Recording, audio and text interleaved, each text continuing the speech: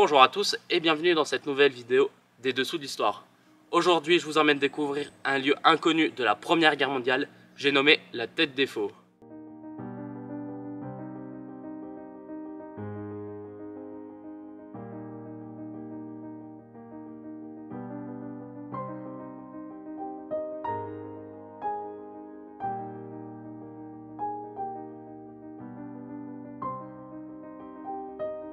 C'est ici, lors des combats de Noël 1914, que les chasseurs vont obtenir leur surnom des Diables Bleus.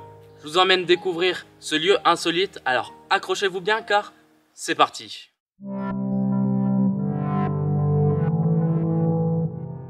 Nous sommes ici à la nécropole nationale de Duchesne, ce nom rendant hommage au commandant du 215e régiment d'infanterie, Henri Duchesne, tombé au combat le 2 décembre 1914, combat ayant permis la reprise du sommet alors aux mains des Allemands.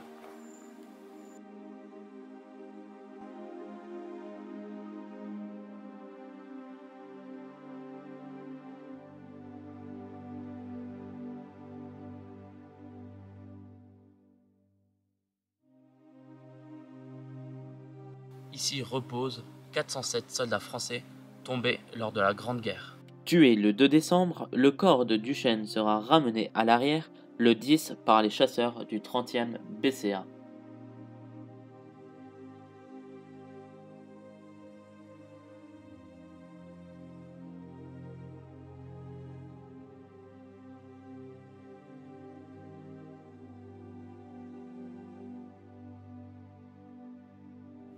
Ce qui est intéressant ici, c'est que pour pouvoir monter au sommet, on emprunte le chemin qu'empruntaient les chasseurs français en 1914.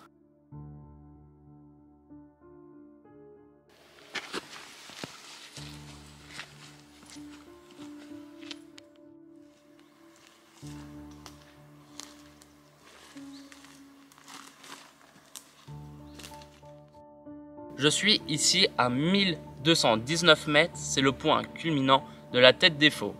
Donc pour la petite histoire, la Tête des Faux tire son nom de la forêt d'Hêtres qui, avant la Première Guerre mondiale, recouvrait cette montagne. La Tête des Faux domine le col du Bonhomme qui est jugé en 1914 comme stratégique par le gouvernement français. Mais au mois d'août 1914, comme nous sommes en Alsace, les Allemands s'installent et dirigent les tirs d'artillerie sur le col du Bonhomme. Il y a donc une nécessité de récupérer ce sommet.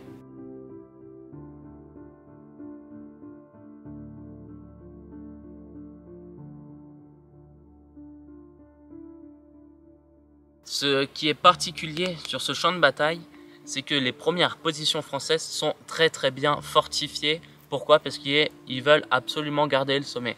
Donc le fortin sur lequel je suis, c'est un fortin d'observation qui est placé au sommet de la Tête des Faux et qui était alors dans le camp français.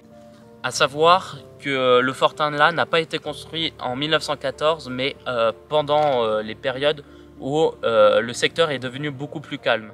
Je suis ici devant la position française la plus avancée du front sur la Tête des Faux. On est sur un bloc d'observation et juste derrière ce bloc, on a le No Man's Land.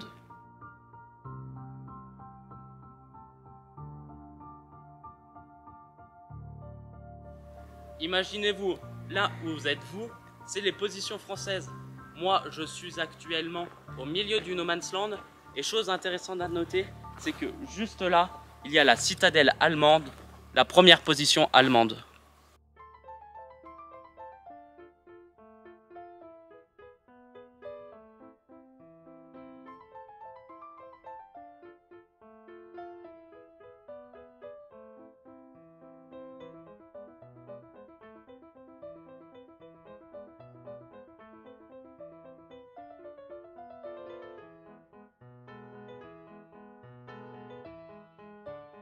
Je me trouve ici devant la première position allemande, la citadelle, qui a été construite alors pas en 1914, bien après quand le front s'est enlisé et que le secteur est devenu beaucoup plus calme. Les Allemands vont fortifier la Tête des Faux comme jamais. Donc on voit juste là la grosse citadelle. On aura ici une première ligne avec des plaques de blindage. On aura un parapet d'infanterie et on va avoir un deuxième parapet d'infanterie juste là. Que s'est-il réellement passé ici en 1914? Depuis août, le sommet est aux mains des Allemands. Les Français veulent le reprendre. Le 1er décembre, l'ordre d'attaque est perçu par les régiments concernés. Le lendemain, l'assaut est lancé.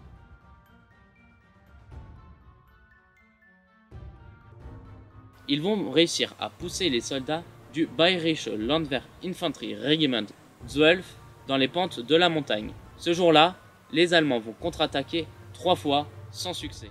Le sommet est aux mains des Français qui ne le lâcheront plus. Le 4, un grand froid s'installe. 41 chasseurs du 30e BCA sont évacués pour pieds gelés avant le 12 décembre. Le 23, les Allemands s'activent à seulement 20 mètres de la tranchée de la 6e compagnie du 30e BCA. Le capitaine Touchon redoute alors une attaque à la mine et ordonne une écoute souterraine. Mais si ce lieu est célèbre, c'est pour les combats de Noël 1914. Et oui, à la tête des faux, il n'y a pas eu de trêve de Noël. Pour comprendre le déroulement des combats, je vous propose une explication des positions françaises et allemandes. Du côté allemand, on retrouve collé au No Man's Land une parallèle. C'est une petite tranchée qui permet de sortir à couvert directement dans le No Man's Land sans passer par le réseau barbelé. On y voit aussi une mitrailleuse en batterie en face de la tranchée française dépourvue de barbelés. Concernant le côté français, on retrouve la ligne principale de défense occupée par la 3e et 6e compagnie du 30e bataillon de chasseurs alpins. Sur la droite, on retrouve une partie sans barbelés, environ 50 mètres de large. Mais pourquoi n'y a-t-il pas de barbelés?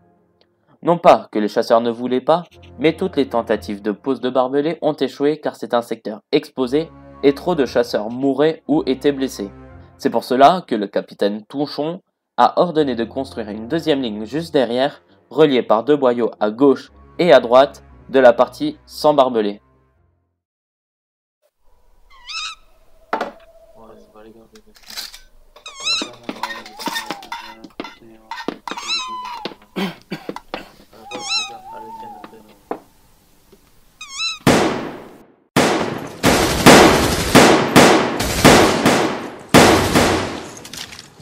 Il est 22h40.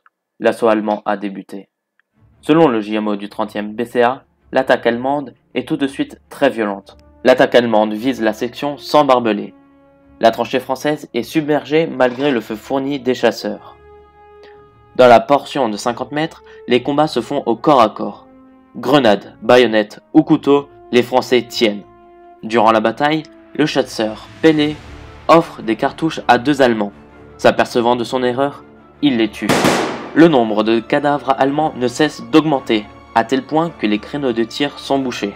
Fort heureusement, l'attaque est contenue sur toute la tranchée où le barbelé est suffisant. Les Français qui, depuis le début des combats, se battent au corps à corps sont obligés de se replier. Les sections voisines du point principal d'attaque bouchent la tranchée à l'aide de boucliers azibert, c'est-à-dire des barricades. Lors du 3e assaut, les Allemands percent une brèche dans le boyau de droite, prenant en revers la section Lespec. Les chasseurs de cette section tirent dans tous les sens.